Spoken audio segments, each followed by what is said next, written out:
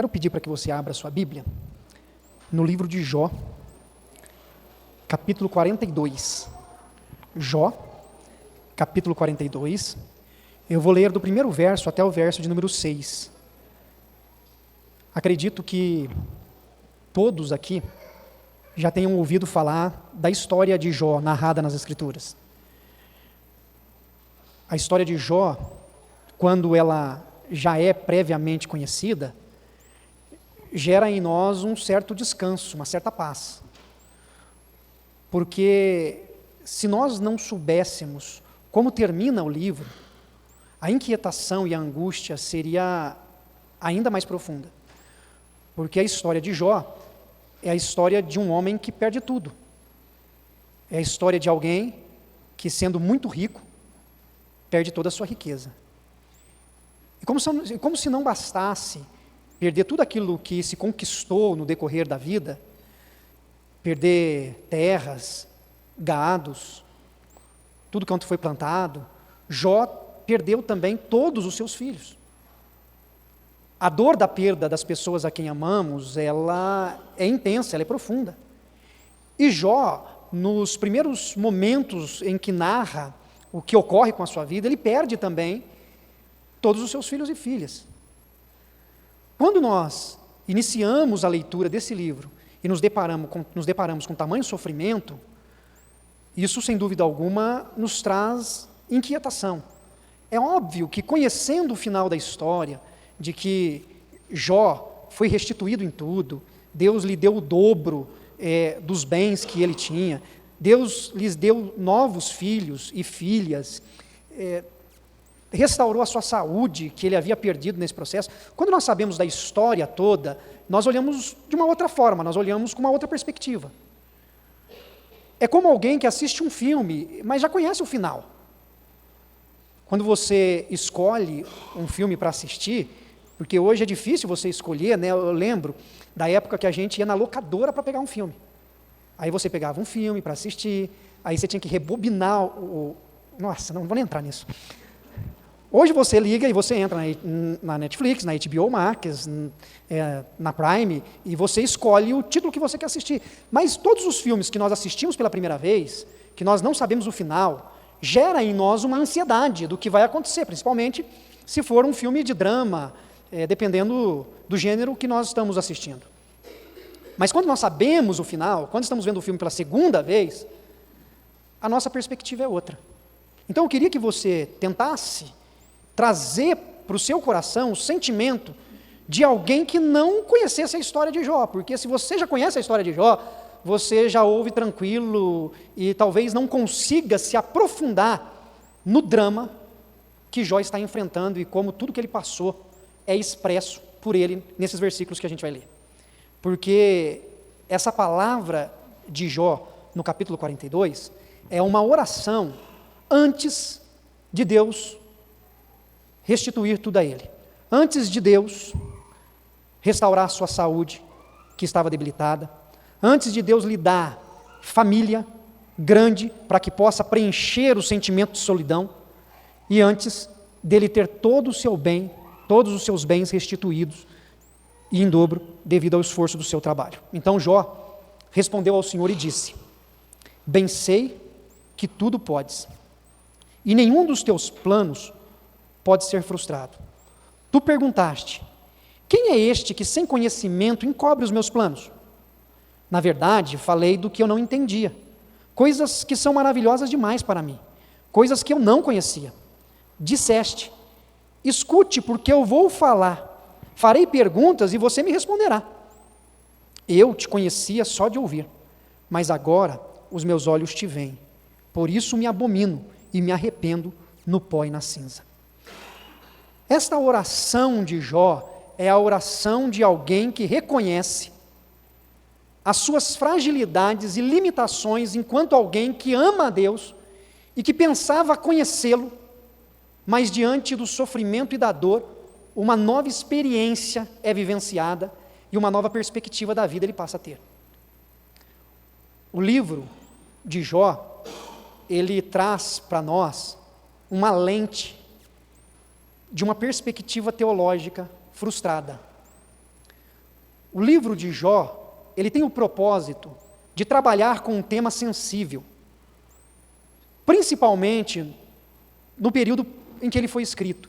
Porque a lente teológica dos rabinos, daqueles que interpretavam quem era Deus e como Deus agia, eles tinham uma premissa que era a de que um homem de Deus, um homem que está em dia com seus rituais, um homem que atendeu às exigências da realização de holocaustos a Deus, esse homem não sofre. Essa era a perspectiva teológica. Alguém que é correto, íntegro, em tudo o que faz e diante de Deus, esse homem não passa por sofrimento. E o que acontece com Jó, mesmo sendo um homem íntegro, mesmo sendo um homem reto, mesmo sendo um homem justo, ele enfrenta o pior tipo de sofrimento que um ser humano pode passar, a perda de tudo. E Jó, então, se depara com a frustração de acreditar em algo que na sua vivência não se concretiza. Isso é frustrante. Eu creio que quem crê em Deus não sofre, mas eu estou sofrendo. Eu creio que quem é reto diante de Deus não perde o que conquistou, mas eu perdi. Eu creio que quem está em dia com os holocaustos diante de Deus vai prosseguir com a sua família do lado, mas a minha morreu. E isso gera em Jó uma crise profunda, uma crise de espiritualidade. Porque a sua crença, o fato dele expressar um dogma, dizendo que aquele que está andando de maneira correta diante de Deus não sofre, se mostrou não real, não verdadeira, porque ele estava sofrendo. E o texto vai mostrar, nos capítulos anteriores, que os seus amigos que partilhavam da mesma compreensão teológica o questionava, porque dizia cada um deles que, de fato, se ele estava sofrendo e passando por tantos problemas, é porque algo de errado ele fez. E ele tentava, de todas as formas, se justificar, porque ele não encontrava razão. O que ele estava vivendo é a realidade da experiência humana, de que nós, limitados, falhos, pecadores, nós sofremos. Nós sofremos perdas, nós sofremos emocionalmente, nós sofremos porque nos frustramos, nós sofremos porque temos convicções e chega num determinado momento da vida, nós somos confrontados com as nossas convicções e nossos argumentos desmoronam. Nós sofremos porque esperamos ser retribuídos de maneira positiva diante daquilo que fizemos ou diante de algo que construímos e nem sempre recebemos. E Jó, então, se torna para nós um paradigma de alguém que reconheceu no meio da dor que Deus é infinitamente maior do que a compreensão que ele tinha de Deus. De que Deus não cabe, de que Deus não cabia dentro de uma sentença dogmática elaborada por quem quer que seja. E por isso, nesse momento em que nós lemos a oração de Jó, ele diz que o Senhor tudo pode e nenhum dos planos do Senhor pode ser frustrado. É como se Jó dissesse: todos os meus foram frustrados, mas o do Senhor não pode. Tudo que eu esperava, tudo que eu aguardava, se revelou de forma diferente, mas o Senhor permanece soberanamente agindo sobre tudo e todos. E ele começa a falar com Deus, dizendo que reconhece o que Deus falou ao seu coração. Ele diz: olha, o Senhor perguntou, quem é este que, sem conhecimento, encobre os meus planos? Jó está repetindo uma pergunta que Deus fez. É como se Deus estivesse dizendo para Jó o seguinte: quem você pensa que é? Para querer, de alguma forma, contra-argumentar contra aquilo que eu decido ou não fazer. E aí Jó diz assim: na verdade, eu falei do que eu não entendia. Coisas que são maravilhosas demais para mim, coisas que eu não conhecia. Aí Jó repete mais uma fala de Deus, diante de todo o sofrimento pelo qual ele estava passando. O Senhor disse: escute porque eu vou falar, farei perguntas e você me responderá. O Senhor me confrontou, o Senhor diante de mim disse: olha, eu vou fazer algumas perguntas para você, eu quero ver qual que é a sua resposta. Jó se sentiu pressionado diante das perguntas do Senhor, porque o Senhor sabe todas as coisas. E diante disso, a única coisa que Jó pôde dizer é: eu te conhecia só de ouvir, mas agora os meus olhos te veem. eu tinha uma imagem, eu tinha uma percepção, eu tinha uma compreensão que não é possível trazer respostas, porque só agora os meus olhos de fato se abriram. Por isso, eu me abomino, por isso eu me envergonho, por isso eu me desprezo, por isso eu me arrependo no pó e na cinza. Jó tem a sua espiritualidade trabalhada e tratada por Deus em todo o livro. E nessas palavras de oração, Jó mostra que o sofrimento que ele enfrentou e ainda enfrentava, lhe ajudou a reconhecer quem ele era diante de Deus. Por isso, uma relação de intimidade que nos conduz à compreensão da espiritualidade. Não foi só a mudança de uma teologia consolidada daquela época, de que o servo de Deus não sofre. Ficou claro que o servo de Deus sofre, que as pessoas que amam a Deus enfrentam as mesmas dificuldades de quem não ama e não teme a Deus. Ficou claro para os judeus, para os rabinos, que aqueles que estão diante do Senhor podem passar pelas mesmas enfermidades, pelas mesmas perdas, pelas mesmas angústias, pelas mesmas inquietações que qualquer outro. Isso ficou muito claro. Mas o que Deus trabalhou na vida de Jó foi a sua relação com Ele, foi a sua vida de dependência e entrega a Deus. Porque quando Satanás chega diante do Senhor, que é narrado nos primeiros capítulos, e diz para Deus que Jó é um homem fiel, é um homem temente a Ele, é um homem íntegro, só porque ele tem tudo que tem, esta é a provocação por parte de Satanás, depois de rodear a terra, chegar diante do trono e Deus dizer: olha meu servo Jó, como ele é um homem bom, um homem íntegro. Satanás provoca, e nessa provocação o que ele diz é o seguinte: não, mas também tem tudo. Ele tem terras, tem recursos, tem família, tem saúde, tem todas as coisas. Tira o que ele tem, quero ver se ele continua tendo uma vida de fidelidade. O que Satanás está propondo é a seguinte reflexão: será que existe alguém que ama de fato o Senhor, que se relaciona contigo por quem o Senhor é, e não pelo que o Senhor lhes dá? Esta é a pergunta em todo o livro de Jó. Há alguém que ama ao Senhor, se relaciona com Ele por quem Ele é, e não por que Ele pode lhe fazer? Essa relação de espiritualidade é sem interesse, é sem a busca de algo, é sem a retribuição de o que quer que seja. O que nós encontramos na história é que Jó aprendeu a ter uma espiritualidade, uma vida com Deus, que não espera nada em troca. Qual seria a motivação do coração de Jó? Jó fazia sacrifícios, buscava a face de Deus para continuar bem, para continuar prosperando, para continuar se desenvolvendo economicamente. Ele buscava a Deus para a sua família permanecer em paz, para ter harmonia dentro de casa.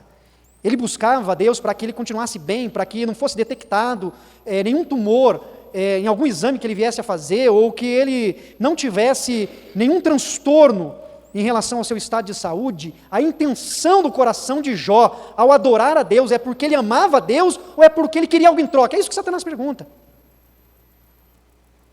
Nós amamos a Deus, entregamos a nossa vida a Cristo por aquilo que pensamos que podemos receber ou por quem Deus é?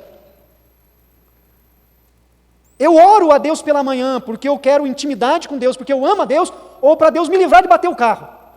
Porque se eu sair de casa e não orei, bati o carro, pronto, já vem um sentimento de culpa, né? Eu não orei, bati o carro. Eu vou dar o dízimo porque eu não quero gastar na farmácia. Não dei o dízimo, pronto, tive que gastar na farmácia. Você pode dar o dízimo e eu lamento dizer, mas talvez você vai gastar na farmácia de novo. É uma gripe, é uma dor de cabeça que teu marido te dá. E parece que a gente ora, fala assim, quanto mais ora, parece que mais trabalho esse homem me dá, né? A vida é marcada por situações que estão fora do nosso controle. E nós sofremos diante dessas situações. Só que olhando para o texto bíblico, nós somos desafiados a procurar manter uma relação com Deus, na qual o que nos motiva a buscar o Senhor é exclusivamente o prazer que temos em saber que Ele se relaciona conosco, que Ele fala conosco, que Ele nos dirige mesmo em meio ao sofrimento, mesmo em meio às dificuldades. Nós estabelecemos muitas relações, nós somos seres relacionais. Nós temos relações familiares, temos relações profissionais, temos relações com os nossos amigos, pessoas que se tornam próximas de nós. E grande parte dessas relações, elas são firmadas em interesses. E entenda que interesses aqui não significa tão somente em receber uma recompensa financeira em troca. E a prova disso é que se alguém faz algo contra nós que nós não gostamos, se nós podemos, nós encerramos a relação. Não é assim? A pessoa me distratou. Não, me distratou, não é meu amigo. A pessoa me enganou, ela me enganou, não é minha amiga. Nós estabelecemos relações, e nas relações humanas, nós esperamos algo em troca. No relacionamento conjugal, a esposa espera que o marido retribua e o marido da mesma forma. Porque é difícil manter uma relação entre casal em que apenas uma das pessoas cooperam. Por mais que nós não pensemos nessa ideia da troca mútua, isso está presente nas nossas relações.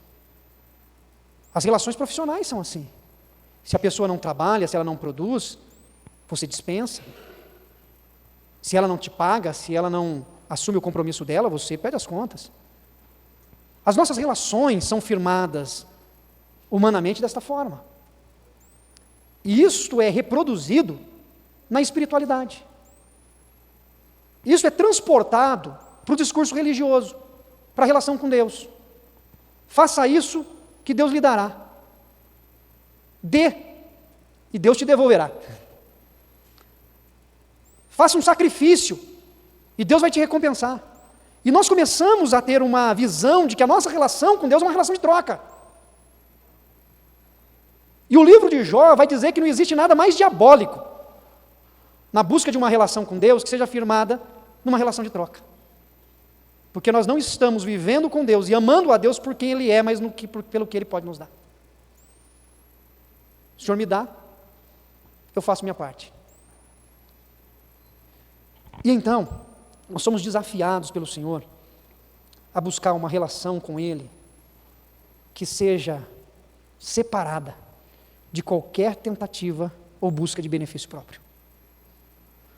Amar a Deus acima de todas as coisas, com toda a nossa força, com todo o nosso entendimento, de todo o nosso coração, só é possível se nós não estivermos sendo motivados por interesses próprios. Porque senão não é amor a Deus, é amor a mim mesmo. Senão não é porque eu amo a Deus, é porque eu espero algo de Deus e para que Ele me atenda, eu me aproximo dessa relação. E quando Jesus diz que nós precisamos amar o nosso próximo como a nós mesmos, só é possível se nós de fato amarmos a Deus sem interesse próprio. Porque se nós amarmos a Deus sem interesse próprio, nós começamos a estabelecer uma relação que não é firmada na troca, que não é firmada em tentativa de benefício pessoal, e assim nós podemos, pela graça de Deus, através da ação do Espírito, viver essas relações entre nós. Viver essa relação uns com os outros. Nós só conseguimos respeitar as relações humanas se isso começar na nossa relação com Deus em Cristo Jesus. Se não começar na nossa relação com Deus em Cristo Jesus, nós não conseguiremos reproduzir isso nas nossas relações humanas. Amar o outro, independente de qualquer coisa, só é possível se na nossa espiritualidade nós, de fato, temos um coração totalmente trabalhado pelo Senhor, em que o amamos, independente se as coisas estão dando certo ou não na nossa vida. Independente se a promoção aconteceu ou se ela não aconteceu. Independente se o exame feito deu boas notícias ou más notícias. Independente se nós conseguimos alcançar aquilo que tanto desejávamos ou se os nossos planos foram absurdamente frustrados. A nossa relação com Deus, o nosso amor com Deus, a nossa comunhão com Deus precisa ser trabalhada acima da questão circunstancial. Por mais volúveis que nós sejamos, por mais oscilações que nós temos do nosso humor, das nossas vontades, por mais que isso não seja algo contínuo, nós precisamos nos conscientizar e pedir para que Deus nos ajude, para que a nossa relação com Ele não seja estabelecida a partir do que nós queremos que Ele nos faça. Obviamente, nós podemos e devemos orar, pedindo para que Deus nos abençoe, pedindo para que Deus nos ajude, para que nós não batamos o carro. Pedir, Deus, me ajuda a ficar atento, me ajuda a não mexer no celular enquanto eu dirijo, me ajuda a não ficar disperso enquanto eu estou fazendo algo que exige atenção. Nós podemos orar, Deus, me ajuda a conseguir quitar a minha dívida, a investir na educação dos meus filhos. Nós podemos orar e pedir todas essas coisas. Mas o que nós não podemos é estabelecer uma relação que se fortaleça ou que se enfraqueça a partir do que nós queríamos e recebemos, ou pedimos e não recebemos. A nossa relação com Deus precisa estar acima disso tudo. E é exatamente isso que o texto no livro de Jó desperta.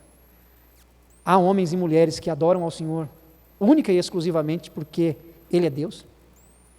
Nós temos como suficiente para nós saber que Deus, pela sua graça, já pagou o preço pelos nossos pecados na cruz do Calvário, e isso é mais do que suficiente para nós. Se recebermos qualquer outra coisa, daremos graças a Deus, teremos o coração grato, alegre, satisfeito, mas se Deus não der também, o que nós recebemos já é suficiente. Saber que fomos chamados para sermos filhos e filhos amados dEle. Por isso Jó, ele disse que se abominava, se arrependia. Esse arrependimento no coração de Jó é porque ele se deu conta de que a relação que ele estabelecia era uma relação mecânica. Era uma relação fundamentada sobre os princípios da religiosidade que estabelecia rituais. Mas pelo sofrimento, e o sofrimento, nós sabemos, mexe conosco, o sofrimento trabalha com as nossas convicções e certezas. Quando ele passou por tudo isso, ele pôde dizer, Deus, agora eu estou te vendo. Agora eu estou te vendo. E a minha relação contigo é algo que eu não troco por absolutamente nada. Por isso, eu quero que você tenha essa percepção nessa noite, porque se você olhar o final da história de Jó, talvez você possa pensar que a bênção de Deus veio exclusivamente com tudo que lhe foi restaurado. Mas a maior bênção de Deus sobre a vida de Jó foi ele reconhecer que a sua comunhão com Deus era mais importante do que qualquer outra coisa. E que a sua espiritualidade também seja assim. Que você possa amar a Deus, se entregar ao Senhor por quem Ele é, e não pelo que Ele faz. Única e exclusivamente por quem Ele é. E que Deus nos ajude nessa caminhada, e que a nossa espiritualidade possa crescer e se fortalecer no Senhor a cada momento. Que o Senhor te console diante das perdas que você já teve. Que Ele te dê força para enfrentar as lutas que você ainda terá. Mas que independente do que aconteça, que o seu coração possa estar firmado no Senhor. E você saber que o nosso descanso não vai ser aqui. Vai ser na glória eterna junto com Ele.